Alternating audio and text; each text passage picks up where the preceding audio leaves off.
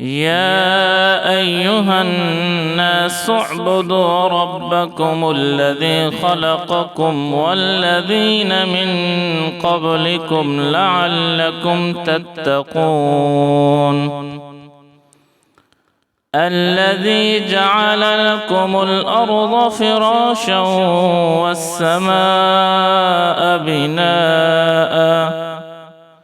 وأنزل من السماء ماء فأخرج به من الثمرات رزقا لكم